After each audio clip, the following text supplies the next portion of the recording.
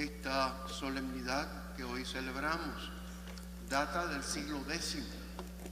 Allá en el siglo X una religiosa francesa, que es santa, sintió en su corazón el deseo de que se honrase de una manera particular el gran misterio que supone la Eucaristía, la locura del amor de Dios por nosotros no tiene límites.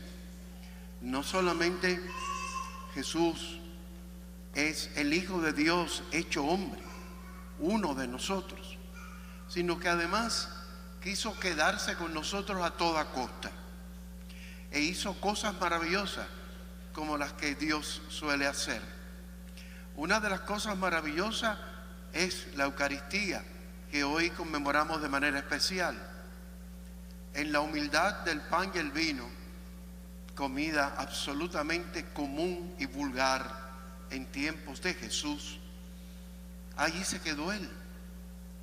Y cuando hizo falta que no nos quedásemos desorientados a la hora de Él marcharse junto al Padre, lo celebrábamos hace pocos días en la solemnidad de la Ascensión del Señor.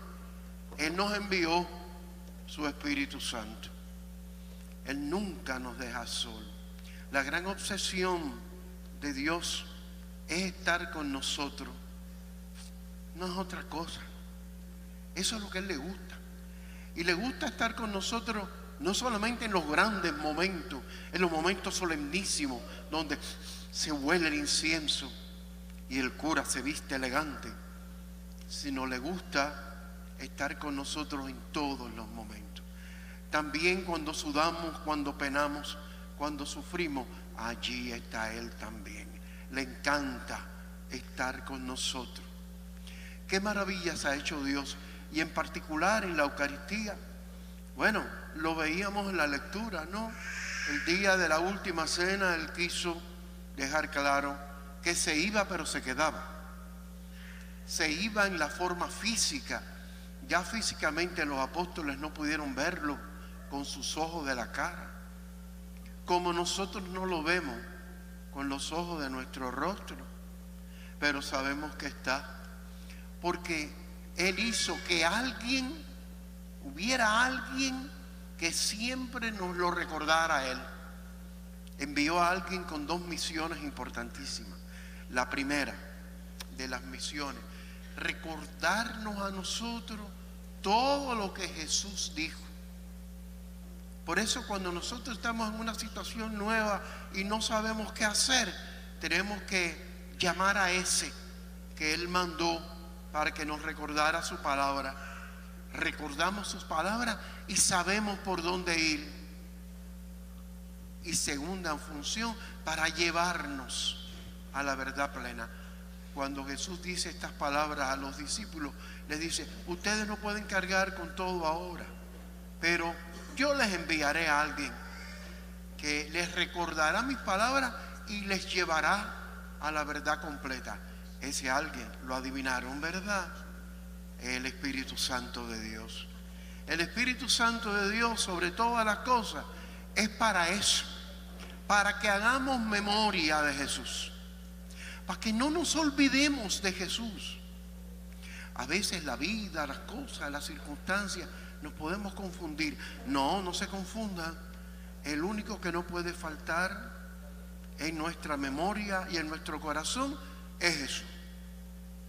Si Él no nos falta, todo está bien. Pero si Él nos falta, wow, la cosa sí que se pone mala. ¿Y cómo lo logró?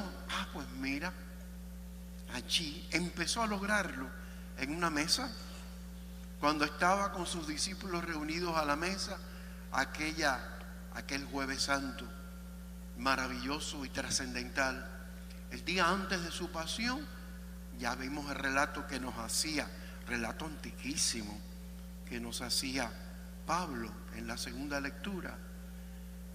En la noche que iban a entregarlo, tomó un pan y, pronunciando la acción de gracia, lo partió y dijo: esto es mi cuerpo que se entrega por ustedes. Hagan esto en memoria mía. Y cada vez que nosotros, los discípulos de Jesús, hacemos eso en memoria de Jesús, Él se hace presente en el pan y el vino. Y se hace presente, fíjense qué cosa interesante, no se hace presente en primer lugar para que lo adoremos. En primer lugar se hace presente simplemente para que lo comamos. Porque el que come mi cuerpo y bebe mi sangre tiene vida en mí y yo en él, y yo lo resucitaré en el último día. Luego, para adorar bien al Señor, lo primero que tenemos que hacer es comerlo. ¡Wow! ¿Qué cosas se le ocurren al Señor? Ha querido estar tan cerca que se ha hecho nuestra comida. Y es verdad que cuando comemos al Señor, nuestra fe se robustece. Nuestra vida cristiana es mejor, es más sublime, es más recta, es más parecida a la de Jesús. Y entonces nuestra vida cristiana vale la pena. Entonces, cuando convertimos a los demás, es cuando damos un testimonio claro de que Jesús cambia mente y corazón. Qué importante que nos demos cuenta que Jesús vino y se quedó en la Eucaristía para que lo comamos. Porque sin alimento nadie vive. ¿Y quién es el que prepara ese pan y ese vino? Alguno dirá, el sacerdote. Pero no, por detrás del sacerdote, dentro del sacerdote, usando las palabras y los gestos del sacerdote, ¿quién está? No, señores, el Espíritu Santo. No nos olvidemos del Espíritu Santo. Fíjense que cuando llega el momento de la consagración, el sacerdote invoca al Espíritu Santo pidiéndole que transforme este pan y este vino en el cuerpo y la sangre del Señor. El Espíritu Santo está cada vez que celebramos la misa. El Espíritu Santo es el que hace que las palabras del cura valgan algo, que de verdad, y para eso recibimos un sacramento, el sacramento del orden, para que de verdad el pan se convierta en el cuerpo del Señor y el vino en su sangre. El altar es una panadería celestial. Sí lo es. El pan que servimos es celestial, es el cuerpo del Señor. El vino que bebemos es celestial, es la sangre del Señor. El Espíritu, como siempre, cuando actúa en silencio.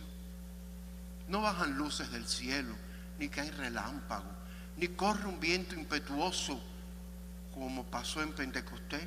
No, aquí es, mira, calladito, pero hace algo inmensamente grande.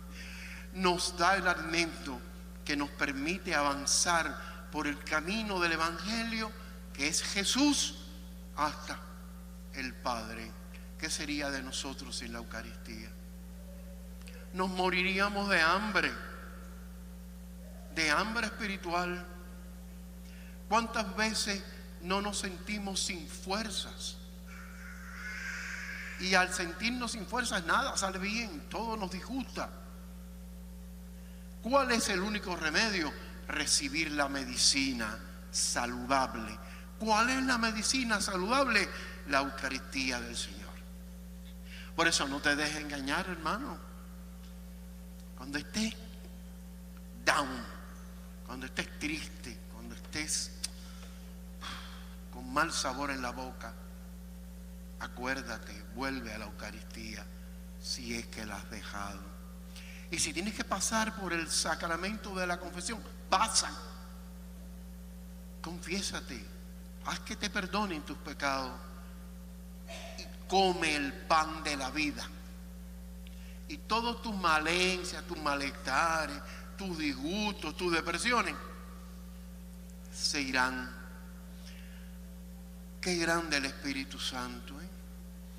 Jesús, terminada su Pascua, terminada su misión, subió al cielo. Y después desde allí nos envió a su Espíritu, para que con la fuerza del Espíritu nosotros pudiéramos realizar la misión que Él nos dio. ¿Qué misión nos dio?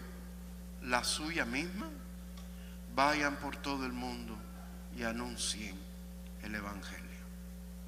¿Cómo lo íbamos a hacer si no tuviéramos la fuerza que nos da, el poder espiritual que nos da el Espíritu Santo? Ese poder maravilloso que actúa en silencio, que trabaja los corazones de los hombres para que puedan convertirse a Dios. Por eso hoy la solemnidad del Corpus Christi debemos agradecer a Cristo que quiso quedarse, al Espíritu que de hecho nos lo da en cada celebración eucarística, y al Padre que no ha querido dejarnos solos jamás, que nos alimenta directamente con el cuerpo y la sangre de su Hijo. Adoremos la Eucaristía, porque allí está el Señor. La Eucaristía no es donde está el Señor. La Eucaristía es el Señor. Porque la Eucaristía no es como una especie de cajita donde dentro está escondido Jesús. El pan y el vino es Jesús. Y por eso podemos adorarlo en la Eucaristía, al Jesús que nos salvó, al Jesús que dio la vida por nosotros. No lo olvidemos, la cruz de Cristo, la mayor prueba del amor que Dios tiene por nosotros. Por eso adoremos la Eucaristía, cantémosle, alabemos al Señor eucarístico, pero no lo olvidemos. No vayamos a cantar mucho y no dejar que Él entre en el corazón y nos transforme. No nos quedemos en la cáscara, vamos adentro y a decirle: aquí estoy, Señor, deseoso de que ser otra gente, parecerme más a ti, no porque tenga tu nariz o tu estatura o el pelo largo. Eso no importa. Yo jamás podría tener el pelo largo a estas alturas del negocio, ¿verdad? Eso no importa. Ciertamente que nosotros tengamos un corazón como el suyo. Eso es lo que vamos a celebrar ahorita, la solemnidad del Sagrado Corazón de Jesús. Si nosotros nos alimentamos con el Señor, no cabe duda, nos convertiremos en el Señor cada vez más y más y más, hasta que cuando llegue la hora se dé la conversión total, radical y definitiva, cuando lleguemos allá a casa del papá y digamos: oh, al fin llegamos por la gracia de Dios. Y en definitiva, ahí está lo importante. Lo demás, todo es secundario. Lo principal, ser como Jesús es, como nos dice Pablo en la carta a los Filipenses, capítulo 2, tener en nuestros corazones los mismos sentimientos de Cristo Jesús. Tener los mismos sentimientos de Cristo Jesús, de un Jesús que se entrega totalmente, que no deja nada para sí, sino que se da absolutamente por amor a los demás. Que así sea. Amén.